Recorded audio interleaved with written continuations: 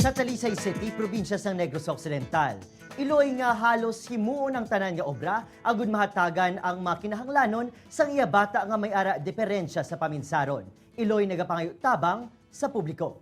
Yaring report. Sa edad niya 63 anyos, 3 kaamo sa Talisay ang ginatabok-tabok ni Nanay Sonia bilang isa ka kabulig. Pero bisan ano ang iya pagtinguha, haluson ini nga makakita sang 150 pesos tag sa kaadlaw. Mapuli ko mga 4 o'clock or kisa 5. Wala mo ko mahimo kang pension sa akon ba nakajutay. 2,000 iprinda ko ganing gitungod man sa iya mga financial sa injection. Magluwas nga kulang sa ila pang adlaw-adlaw ang kinahanglanon, dugang ginapaligban ni Nanay Sonia ang sitwasyon sa iya bata nga si alias Jake. May diferensya ini sa paminsaron. Natabo ni sa sang third year pa ang ang bati niya acute bacterial meningitis sungod sa ospital. Amo nang finding meningitis sa utok.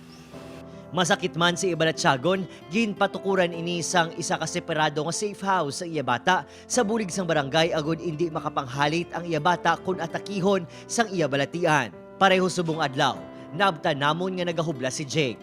Puro sang bagra sa iya lawas. Ini ang iya sitwasyon kung hindi ini makatumar sang bulong. Sa nagliga ni Simana, normal ang iya paminsaron. Nagakanta-kanta, nagapanglimpyo, nagpala istorya. Motoring na kuwan mo sa ospital, mga pila ka days.